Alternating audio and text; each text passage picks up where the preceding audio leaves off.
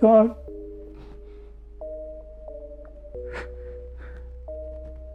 why am I like this?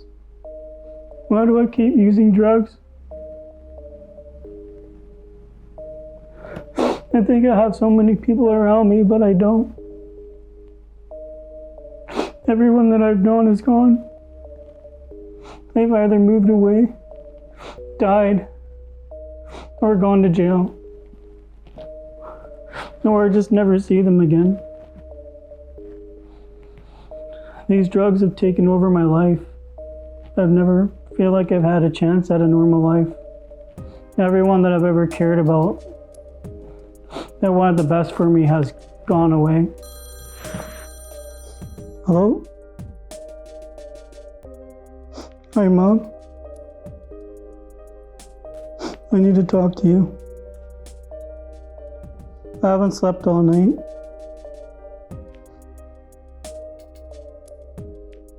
Yeah, I've been on drugs for the last several years. It's not just drinking and marijuana, it's hard drugs. I need help. I don't want to die. I'm tired of seeing everyone pass away. Do you know anyone that can help me?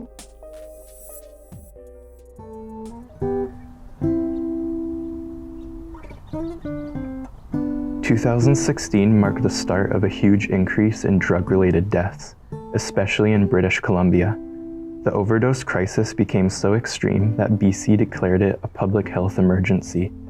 The overdose crisis is caused by the poisoning of the drug supply with contaminants such as fentanyl and carfentanil. The overdose crisis has caused almost 6,000 deaths in BC since the start of 2016.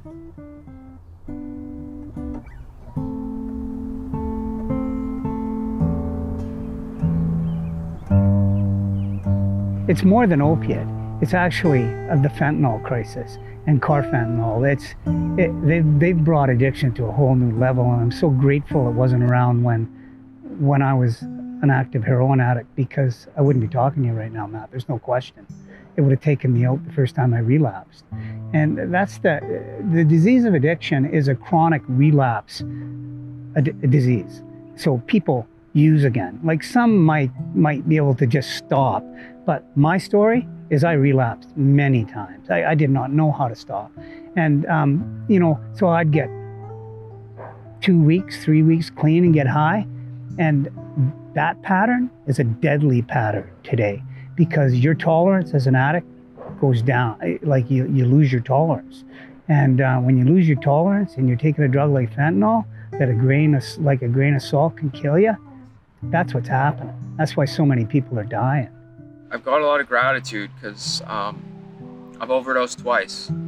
I've been dead, and I would have never come back if somebody didn't bring me back. And in the last couple months here, I've had to Narcan a couple people at work, and it doesn't matter how ugly it is. I've kind of got to do my part and fight against it. But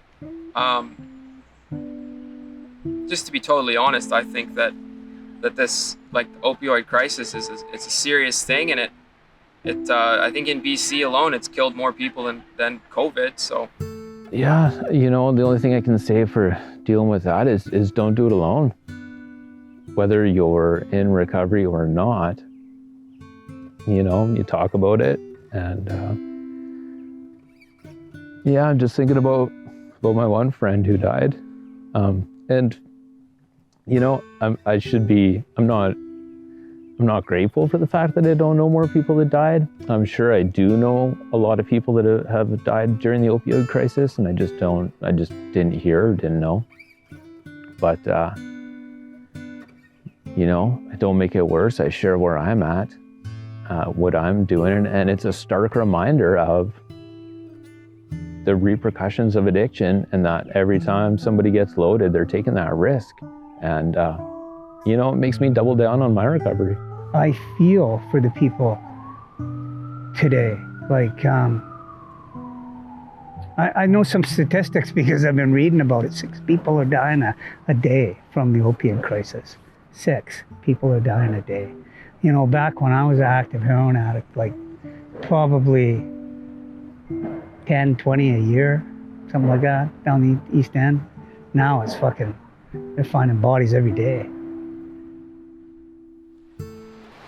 It was the worst part of my life. I didn't want to live during it. You know, I wish that I was dead for that part, because it every day was hell. When I was about 16, I was homeless, living on the streets, and I started smoking meth, and then that progressed into heroin. It carried on for about 4 years.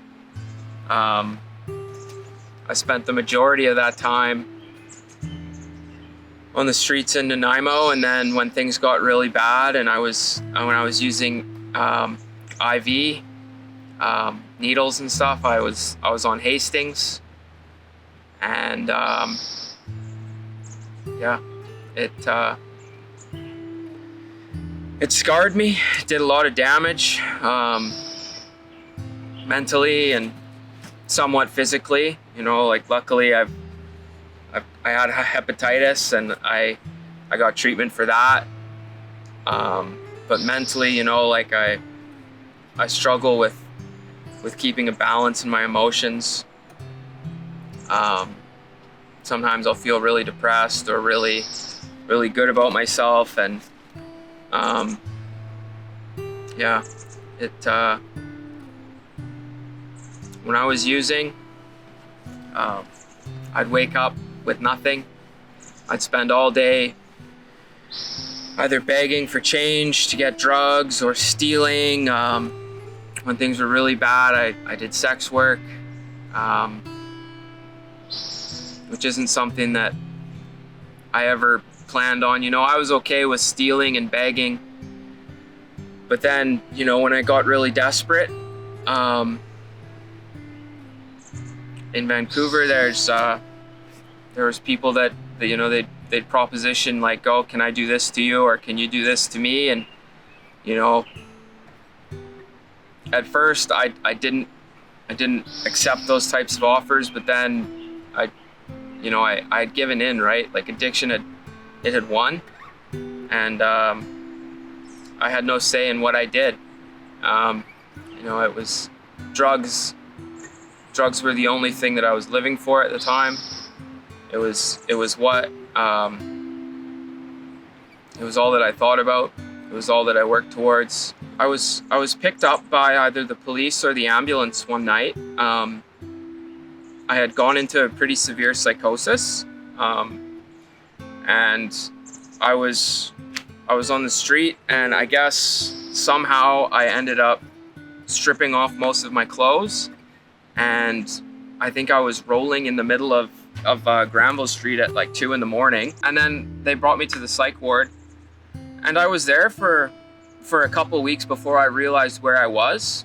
They'd given me some medication for psychosis and for schizophrenia, which I don't have, but I needed that medication because I was totally out of my mind. And after a couple weeks, I kind of, you know, I started to communicate with the doctor, and he said that the heavy drug use that I was doing was killing my brain, and that I had no life left for me if I was to go back to it, to the drug use, that I wouldn't come back. They got me onto to methadone for my heroin addiction, and they kept me at the psych ward for about 2 months, and they brought my methadone dose up to a dose that kind of kept me at bay, so I didn't have cravings, and so that I could just kind of not struggle with the opiate addiction. And I started to talk to my parents, and I think I left the psych ward. I went to a homeless shelter in Vancouver for about 2 or 3 weeks, and I got my welfare check, and I spent about $200 in an hour on heroin, and it just didn't work. And the same stuff, you know, was killing people. That same day, somebody had died from the stuff that I did. And I realized I've got to stop. So I called my sister. I gave her the rest of the money that I had. And a couple days later, my mom came, and I went back to home, Nanaimo, and I moved in with my dad. And I spent about a year after that going to NA meetings every day and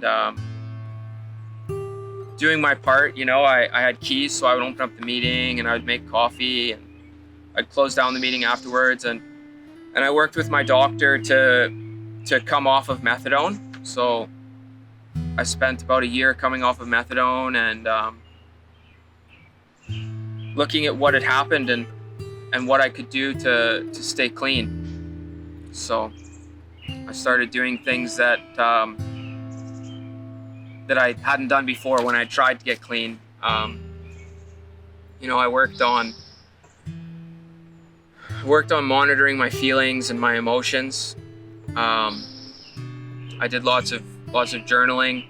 I read a lot of books, some of them recovery books, some of them just books that were you know, fiction and stuff like that, so that I wasn't spending time doing things that weren't productive.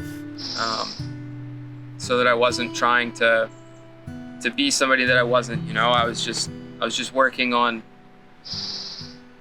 getting balanced and putting time into getting clean. So that year of coming off of methadone, that was kind of like the beginning of my recovery. And then since then it's been 3.5 years, and yeah, it's been a miracle, really. There are many different reasons that cause people to develop drug addictions. Some people begin using drugs recreationally, then subconsciously become addicted over time. Others use drugs as coping mechanisms to deal with trauma. Mental health often plays a huge role in drug addiction, as it can be an escape from depression and anxiety. Once someone develops a drug addiction, the effects become less potent, so they have to look for higher quantity and potency of drugs to get the same effect. Additionally, once addiction takes hold, withdrawal takes place if the drug is not being used. Withdrawal symptoms include trembling, fatigue, anxiety, depression, nausea, excessive sweating, headaches, and insomnia. When my journey of recovery began, everything seemed so foggy. Nothing made sense, but seeing people in recovery who were clean brought me hope. Everything I once knew had to be changed. Knowing that I had to let go of the man I used to be in order to become the man I want to be. I had to ask many questions to try and get clean because everyone around me was dying. When I asked questions about how do I stay clean, people told me to surrender. As a confused person thinking about the word surrender, I asked them, what does it mean? Well, if you would have asked me what the word surrender meant 13 years ago, I would have said it's a coward. To me, surrender is a word of strength. Like, as I said that, I've got the goosebumps, the hairs are standing up on my arm right now. Because I know I wouldn't be what I am today if I didn't fully surrendered and hand my will over. As one of the prayers is, "Thy will, not mine, be done." Because I truly believe if you don't fully surrender yourself and you are willing to change the people, places, and things, you're going to have a really hard time in recovery. But if you're willing to surrender fully and to change, and like the acronym for HOW, honest, open, and willing, you will have a great chance of having a brilliant life in recovery. Surrender is a commitment. It's, you know, when you surrender, there's a commitment to, for me, there's a commitment to another way of life.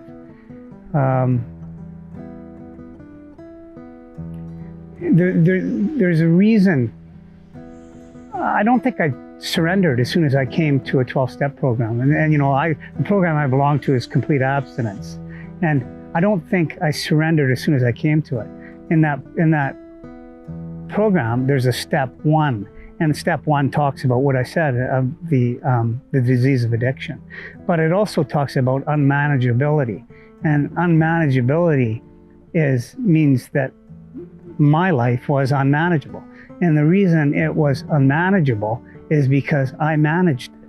And when I owned that, it made it really easy to surrender. I went like, okay, the same shit's gonna happen to me over and over again here in my life if I continue to run it, because my thinking was tainted by addiction. So surrender for me was, the process of surrender for me was after step 1, I made a commitment to live differently. And step 2 is coming to believe that a power greater than me could restore me to sanity. And what that power is to me was Narcotics Anonymous. The word surrender to me means that I give up. I can't do it. I can't do it anymore. I give up. But everybody's got a different concept of a higher power. I believe my higher power has my back at all times.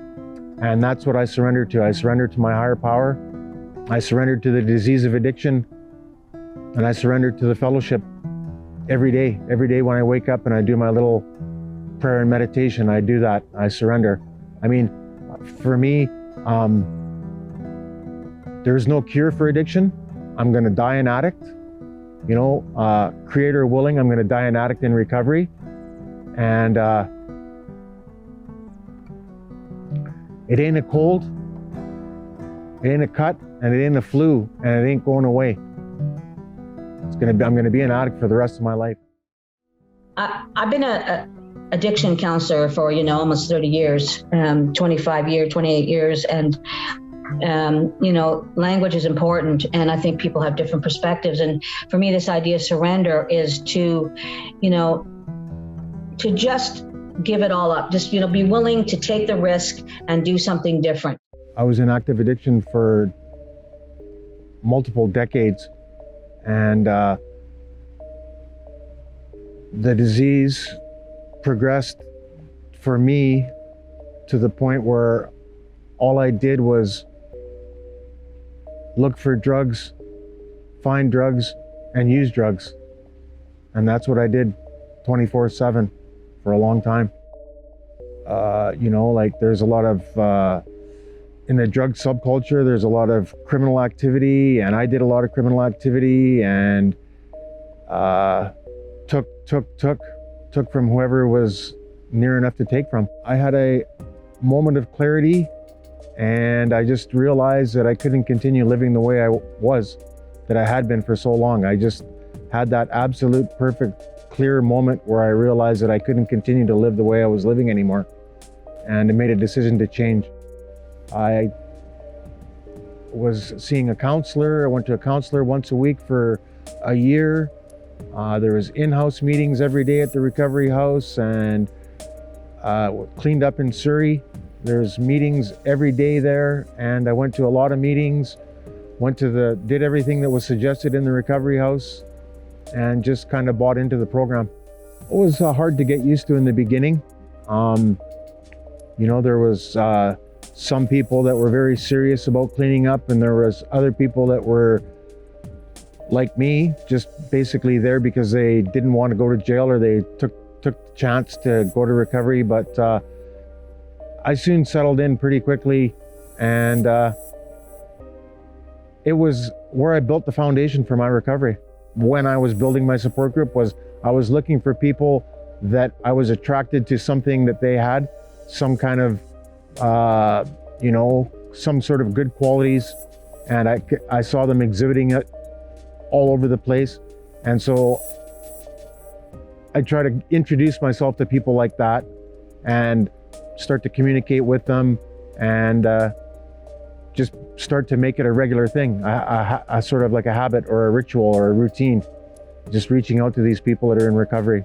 And I do that to this day. You know, when I cleaned up, I wasn't in a relationship. I've, in the last couple of years, got married. I've got a beautiful wife, a nice home, a dog, 2 cats. I've got a job. I hadn't worked for years and years and years when I was in active addiction. And I've been at the same job for over 7 years now. And I would have to say that my life is somewhat acceptable, responsible, and productive from anybody's view. It's possible. It's possible. It doesn't matter how many times you've tried and failed. It doesn't matter how old you are. It doesn't matter how young you are.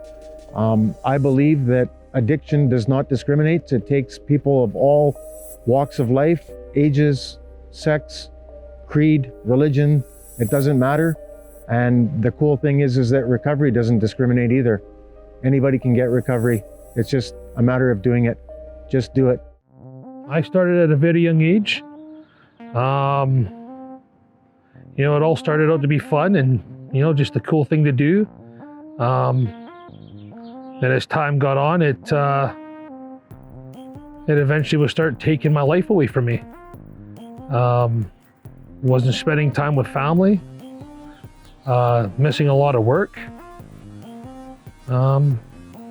Yeah, just in general, just not a good person at times. Had that epiphany the one day after being out there using for 20 plus years. You know, I was on I think it was like a 22 or 23 hour binge. And I finally just realized it was a couple days before my 30th birthday. And I just said, what am I doing with myself? Like, what am I doing with my life? You know, I'm throwing it away. I've got beautiful kids. You know, I'm giving them false promises. I'm not being the dad that I should be for them, you know? And you know, and it just not the father or not the son, brother, husband that I was when before it all took over my life completely, right? The company I work for, they have a counseling outfit that they use is called the Island. It used to be called EFAB. I do believe they changed their names. I'm not quite sure what the name of it at this very moment is. But we had pamphlets that they handed out. And so when my ex-wife and I talked that day, almost 13 years ago, I told her that I needed proper help and support. So she went through, found the pamphlet, and it took me a few hours to have the courage to make that phone call. And when I did, it was a Thursday. They weren't going to actually be able to see me for a couple days, but they sensed the urgency in my voice. And with the guidance of my higher power, I was in a treatment center within 7 hours of making that phone call, reaching out. In my honest opinion, in my heart, you know, if you really want it and you reach out, it can get done right away. I love my life. You know, I'd be a liar to say if there's still not bad days. You know, the good thing about it is that I don't run from them. You know, if there's a problem that arises, I can actually dissect that problem. And if I have a cause in that problem, then I can own that and make an amends if I have to. If I want, I can go back to bed and wake up again to make sure that day's gonna be a good day. You know, instead of being negative, I try to be as positive as possible. You know, life is too short. So I just try to live each day to the fullest. And that's due to this program and the people that I've met in my journey. I think a lot of people are just scared of the uncertainty. You know, that's like taking that step in the dark and having faith that there's ground there.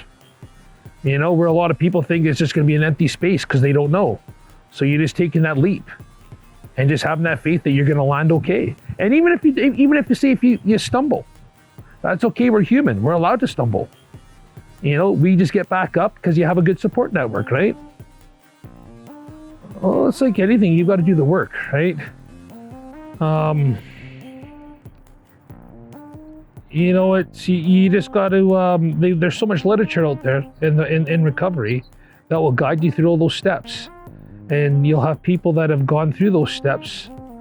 You know, you have the 12 steps of recovery, and you do them in the order, and they'll help you to get through those stages of that so you can stop that. You know, if you think you have a problem, you probably do. I could always joke about it when I was out there in my active addiction. I could totally admit that I was an alcoholic. I could totally admit that I was an addict. It wasn't until the day that I actually accepted it was I was able to reach out and ask for help. And I'm so grateful that I had people in my corner that were able to help me. I know myself, I needed to get away into a treatment center to be educated about this disease, because it is a disease. It's an allergy and a disease.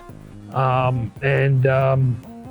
you know, if you're willing to put the work in there, you know, they say if you put in 50% of what you used to do to get a drink or a drug into your recovery, you're going to be okay. I just looked at it, I'm going to put my 100% in there. So yeah, I just have to say, you know, have faith and just reach out.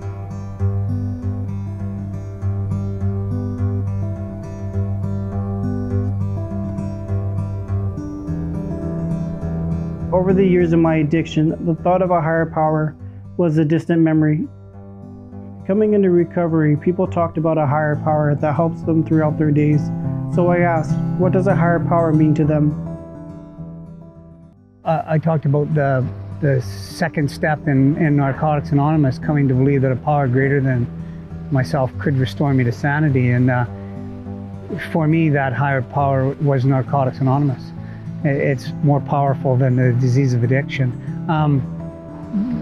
That belonging to a 12-step program was very challenging for me because I spent 8 years in Catholic private schools. You know, private not being, you know, out in this high cost boarding school. It was just Catholic schools. It was sort of beaten into us that we were sinners, and that you know, we had this God that was wrathful. And in recovery, so every time I tried, like I said, I've tried recovery lots of different times and it didn't work for me. And it was because of my thinking. I couldn't get past going back to the higher power that I was brought up with. And that was that this power didn't like me and I didn't like it. And so how could that help me in my life? A higher power to me started out when I stopped using drugs as simply the 12-step program I was going to, because it was a power greater than addiction. And it's evolved. Higher power to me today is something that I can't always define it. And that's what I always tried to do before. I tried to put a face on it or an image to it. And today I call my higher power creator. I call it the universe. I can see my higher power in a rogue wave at sea. I can see my higher power in an act of kindness by others, a hug to somebody that needs a hug. My higher power is loving and caring, and it's something that I feel close to at times, and sometimes I don't, but that's okay now for me. I really enjoy talking about higher powers, and I read something I remember very early on in the basic text of Narcotics Anonymous that said some of us has found that the spiritual principles discussed in the program of Narcotics Anonymous work as a higher power for some of us. So I could latch onto that. I'm not religious. I'm not anti-religious. But I do love having religious debates and that kind of stuff. I don't get into it, but unless somebody gets into it with me, and then I love talking about it. But I'm not religious. What I could get a hold of was that if I practice the spiritual principles of Narcotics Anonymous to the best of my ability, then I will be okay, and everything will be okay. So if I live with honesty and open-mindedness and willingness and humility and love and integrity and compassion and empathy and all of these things, at the end of the day, I'll be okay with who I am, and then I won't feel the need to change, right? It's that the lack of the guilt and the shame, that feeling of connectedness, that feeling of relief, and again, connection that comes with having compassion and empathy and humility and all that stuff. The feeling that I have is the proof for me that that is my higher power. So, I can't prove those feelings to anybody else, and that's not necessary for me to prove it to anybody else. It's my connection with my higher power, right? So, basically the spiritual principles of Narcotics Anonymous are my higher power. Higher power is a God of my understanding. Every morning when I wake up, I thank Him for the day I had before. I ask Him for guidance and strength for that day. I throw a prayer out to everyone that's struggling, suffering out there, and for everyone that I love and know. I don't ask for materialist things. I just ask for the guidance and strength to make it through that day and to be a better person than I was the day before. And when I was a kid, when I ever would pray, would be try to get out of trouble. Now I ask for guidance and strength. And if I'm struggling with something, I know that my higher power is there to help me. My father was an addict. I believe I resemble him at times. I never want to turn into him, so I seek recovery, to be a better man and to change the way that addicts are in my family. I remember being in grade 6, living on the mainland, living in Burnaby. And my sister, who's older than me, just only 11 months older, she would get dressed up. She would get dressed up in my mom's, dresses and whatnot. And we would order up dial a bottle, if you can believe it, dial a bottle. And so alcohol would come to the house. And she looked older somehow. And she would, answer the door and, pick up the alcohol. And we didn't even know what we were doing. I mean, there was 3 of us, my sister, her friend and her school friend and I, and, 26 of alcohol, 1 drink each, and we were done. Parents were using on their own. I mean, my mom, was already hardcore alcoholic at that time. And so wasn't home a lot. And my stepdad drank a lot. My birth dad was a heroin addict. It's interesting when they talk about, addiction being a family issue. And I do firmly believe that, certainly in my case. They say, the alcoholic plays, you either marry one, try to save one, or become one. And so, in my family, there's lots of alcoholics, lots of drug addicts. And then there's my Auntie Vet, who's the other extreme. She's passed now. But my Auntie Vet was the other extreme, and she went very religious. I certainly, in my own history, gotten exposed to drug activity more than, I like to say. And the fact is it was because of the crew that I hung around with. I think that if I was with a different group, that wouldn't have happened, but that's not the case. And it's like opportunity. Opportunity was there, people were there, and I saw things and did things that I wouldn't have done had I not been involved with that group of people. And, truthfully, most of them have come and gone. Most of them have passed away. My family, because my sister and I were getting into such trouble on the mainland in Burnaby, moved us to the interior.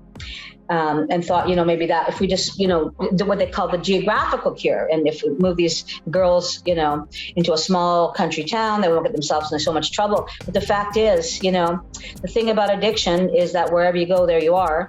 And, your whole history, your whole experience, your behaviors, your attitudes come with. And my sister and I continue to get in a lot of trouble over there. I've been thinking about it lately. I don't know if it's my age or where I'm at with life, or just being, kind of reflective on my life. I'm 60 years old now, and I've been in long-term recovery. I'm a person in long-term recovery for almost 30 years. And so that's, 3 decades. And so I've been thinking about, my past and, what went on there. And because I'm starting to reconnect with my schoolmates. And the fact is we lost a lot of people. And there was a high prevalence, I must say, that I remember. And one of the young gentlemen is on my Facebook, actually, and I think about him because he's in a wheelchair now. And, it was quite common for a group of teenagers to get in the car, intoxicated and, drive over the border and, go drinking and partying. And car crashes, right? And people dying. And, he was the only one that survived that. It was quite common. And no one talks about it. It's like it never happened. And because of maybe the feelings they're too great. They're just too big, right?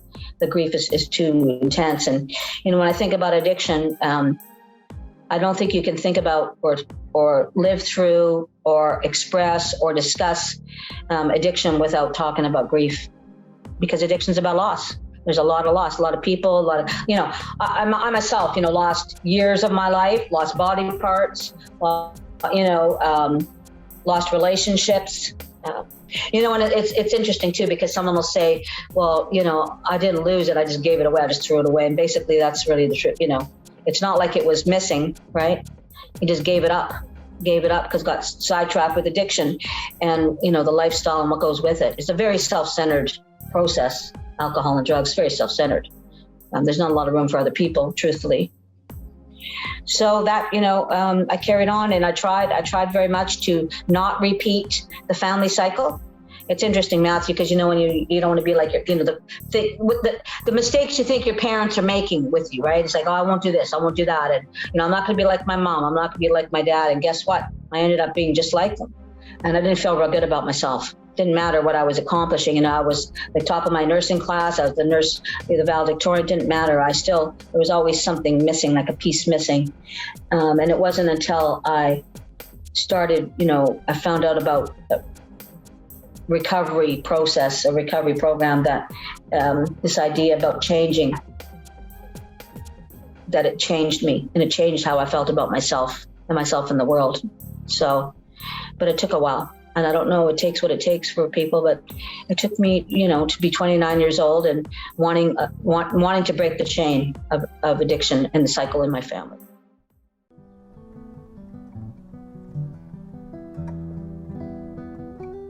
Music has been proven to have many psychological benefits.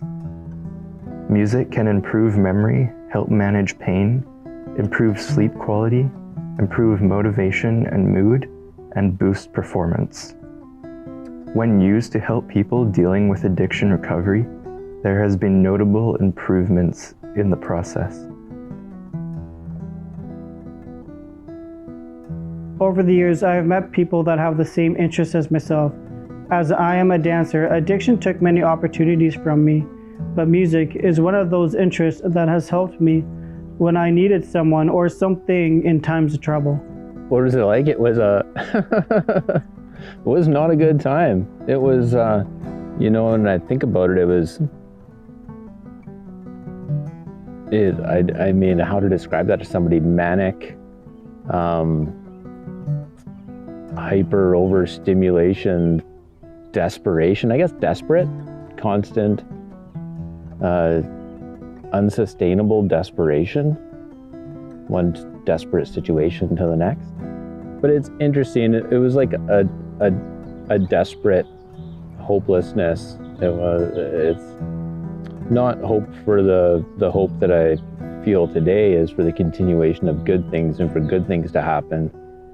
But in addiction, it's just hoping that more bad things won't happen. A common term we say when I hit my bottom or my gift of desperation, or when I got to the point where I was faced with making a change or having to make a change because I was too scared to do the next thing. The next thing for me was having to be homeless or live on the street. And so it was very black and white for me. I didn't have anywhere else to go or any other doors that would open for me. And I'd, stolen from all my family and friends. And I was in my hometown. I didn't have literally any doors that would open for me. So I went to my family for help, and luckily they were still there for me.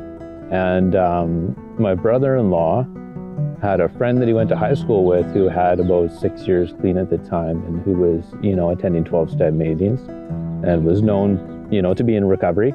And so we went and swung by his house, and then he directed us to a 12-step meeting of Narcotics Anonymous. So my brother-in-law took me to my first meeting, and I got into detox the next day, stayed in detox for a week, and then my brother-in-law's friend picked me up the day that I got out and took me to a meeting. Then he became my sponsor that night, and then so that was my initial introduction. I don't live in fear, and I don't live with guilt and shame. Being in recovery allowed me to not only stop from continuing to hurt myself and the people around me, but actually make amends for the things that I had done when I was loaded, and to be able to move forward. I noticed probably one of the biggest gifts of being in recovery is the ability to move forward, to deal with my resentments and things that have happened and things that are happening. And I noticed, not to comment on anybody else's situation, but one thing that I'm really grateful for where I'm at is just, I see people from high school, or I see people from my past, or I see people from active addiction, or members of my family who are hung up on things that have happened, or resentments, or grudges, or situations, or any of these things. And recovery is a process. Recovery gives me a process by which I can deal with my life and move forward.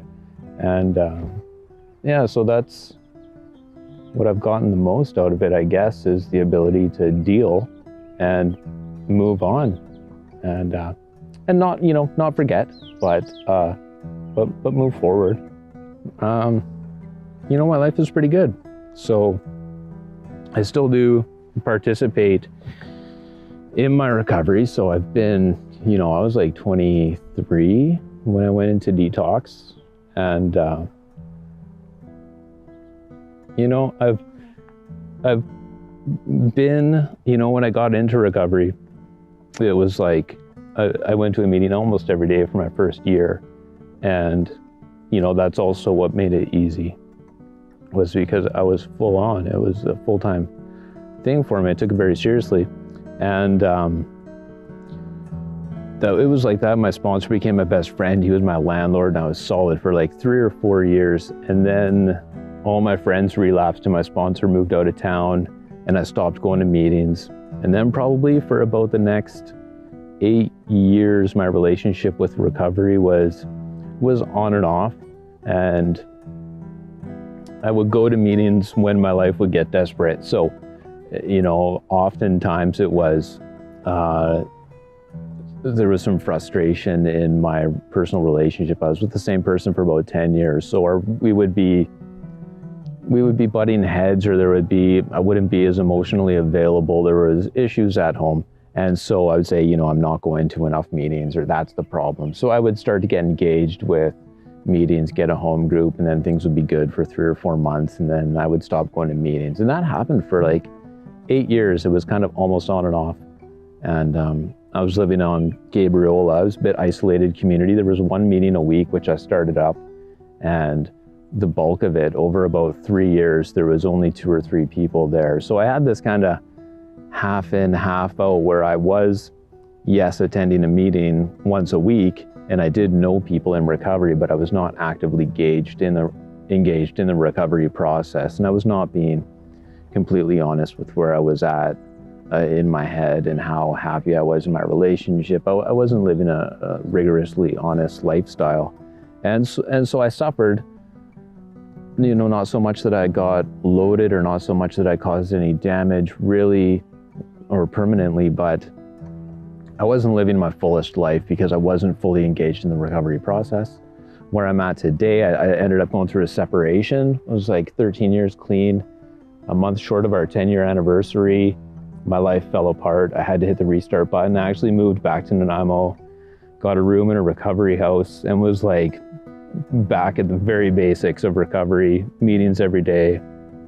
And which was, I felt humiliating at the time, but it was actually a dose of humility, which was what I needed. And so since I moved back to town, since I started going to meetings on a regular basis, engaging with a sponsor, hanging out with people who are also in recovery on a regular basis, my life has been fantastic. I mean, I can say that I have all the outward things, like a couple of guitars and a dog and a nice place and a full-time job, and I have hopes and prospects and dreams that are coming true and all the outward things. I've got a car and a scooter and all of this stuff, and my bills are paid. My girlfriend and I are actually looking for a house, so I have all of these material rewards. But more than that, I'm really happy with where I'm at, and the quality of the relationships in my life are fantastic, right? So I really like to measure we measure clean time because it's something that we can measure quite easily as a metric of recovery. But I judge it by the quality of the relationships in my life and how I feel about myself and the quality of my life, and it's pretty good today, I would say. Canada has recently seen an even higher increase in deaths from the opioid crisis. In the first 3 months of 2021, there were over 1,700 overdose deaths, which is equivalent to almost 20 a day.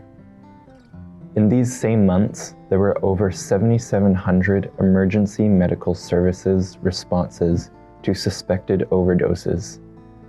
Additionally, since the start of the year 2020, there has been almost an 88% increase in overdose deaths compared to the previous year. This was during the COVID-19 pandemic, which potentially hindered many people's ability to get help. Most of the overdose-related deaths in Canada occur in British Columbia, Alberta, or Ontario. In Canada, men from the ages of 20 to 49 make up the majority of the victims to overdose deaths, as they make up over 75%. There is a movement in Canada that is pushing for the decriminalization of illicit drugs. The decriminalization would only be in place for the possession of small amounts of illicit drugs. If this were to happen, it would mean more available help for people in need and less risk of toxic substances within the drug supply. When do we recover? As someone who has been in recovery for many years now, we can become complacent as our lives change. I try to surround myself with people who are like-minded and who can help me in these later stages of my recovery. Well, it was progressive, I guess. That's kind of a tough question to answer, what it was like, because while I was in it, it was just like a whirlwind. But at the very beginning of my addiction, it was about looking for fun, excitement, and it progressed into drug seeking. It started at experimenting with a bunch of different drugs on weekends, and progressed into one particular drug, which was heroin for me, and wanting it every day as often as I could that day. And so it went from me taking the drugs to the drugs just owning me, and getting to that point of being unemployable, unfriendable, loss of my relationship with family. I guess it's a story of loss, really, is what it is. I functioned as what I thought in my brain was, I thought I was different than most people, as I could handle it, where I seen other people, I had them classed as they were an addict. And so I functioned as an athlete, and I functioned as one of the youngest captains on the coast in British Columbia. At 24 years old, I was running a seine boat for a fishing company, employing deckhands, and still doing heroin. And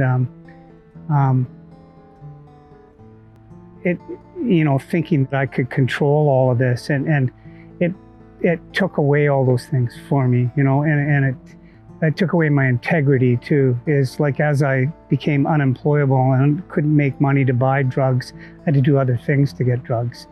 And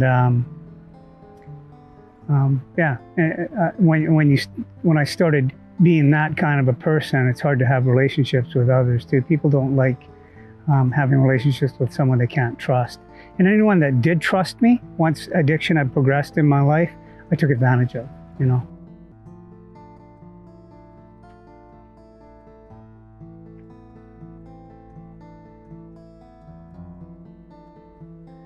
I pause because, you know,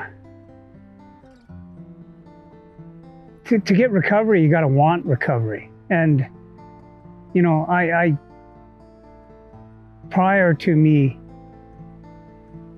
having a life of abstinence, which I have right now, I have 32 years clean. Prior to that, I was in every treatment center British Columbia had at the time. I went to several different 12-step programs, trying to find something that would make me want to quit using. I was looking for something to make me willing, and I wasn't. You know, I wasn't willing, and nothing was going to make me willing. And I think what finally happened to me is I was cornered. I couldn't find my way out, and I'd always been able to find my way out to score and find another way to get high. And I always believed that getting high was my solution to life, to how I was feeling. And I had this moment of clarity that getting high wasn't going to do it anymore. And I think the last time I did get high, that's how I felt, is I got high and it didn't do what I wanted it to do anymore. And that in itself wasn't enough. You know, like it's like I often say, it's like the stars have to align for an addict to get clean. Like everything has to be there at that time. And at that moment, for me, that moment of clarity, there was a guy named Ken Benson in Nanaimo, happened to be there at that moment, and he gave me some support and gave me some direction, and I followed it. And it wasn't this whoopee, I found the solution here now. I felt like an alien. I did not feel good in my own skin. And I couldn't relate with others. You know, I often think of the disease of addiction. I call it the disease of addiction. I often think of it as the disease of feelings and emotions. I think when I started using, I stopped growing. And when I stopped using, I was there. I was this guy that was just a mumbo jumbo of feelings. And that's how I felt. I felt not good in my own skin. I felt like an alien, but I was committed to go through this. I was committed to feel what I was feeling, and I was willing to take a risk of being me and taking some help. I grew up. I found a 12-step program that fit what I was looking for. I mean, that made sense to me, not what I was looking for. You know, what hooked me in was hearing that this was a mental, physical, spiritual disease. I had a hard time buying the disease thing because I considered disease like cancer or you know, heart disease, but you know, I decided to put that word disease aside, mental, physical, spiritual, and I got it. Like that the mental part was the obsession to use drugs, and that was me. That's all I thought about. I was drug seeking all the time at the last few years of my addiction, active addiction. And the physical part of addiction is that compulsion of once you've used, you continue to want to use. And that was me. I was going on for years, using every day and doing whatever it took. And the spiritual part was, you know, that loss of spirit, that loss of purpose, and that total self-centeredness. All I thought about was me getting doped, taking advantage of everybody in my life, anyone that was close to me, anyone that cared about me. They were feeling the pain. They were feeling the feelings I should have been feeling. All I was feeling was desperation and relief, and you know, the obsession to get more drugs. And when I seen that and heard that there was others experiencing the same thing, it gave me hope. And, you know, the dope no longer gave me hope. And I made a commitment then to do whatever it took. And it wasn't just for me, it was for, you know, I finally did start to get in touch with feelings, and it was for my family as well, you know. In my hip pocket for years, Matt, I always thought I was going to kill myself. I really did. I knew that this addiction was so powerful that I didn't think I'd ever be able to quit. But I'd kill myself tomorrow. Today I was going to do what it took to get high. And when it came to that point of having to where, you know, this is it, you kill yourself, I couldn't do it. And I remember speaking about that one time in a meeting, and I said that I didn't even have the courage to kill myself. And someone came over and talked to me at the end of the meeting with a little bit more experience in life than me, and explained that it doesn't take courage to kill yourself. It takes courage to actually learn how to live and, you know, walk through your feelings. And I've been taking direction for years, and it's why I'm still clean. You know, I trust in others and don't rely only on my own thinking, because, you know, still to this day, even though I'm 32 years clean, I still think obsessively. I still become self-centered. Sometimes when things happen, the first thing I think about is me, and then I correct myself, you know. So, oh, geez, maybe this affects others too.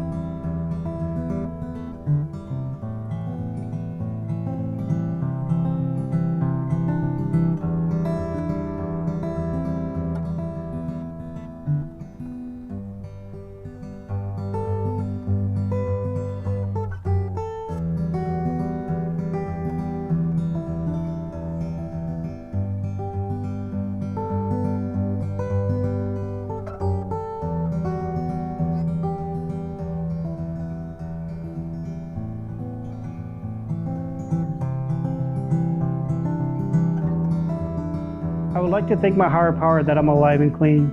If you or someone you know is in need of help and wants to get clean, please reach out.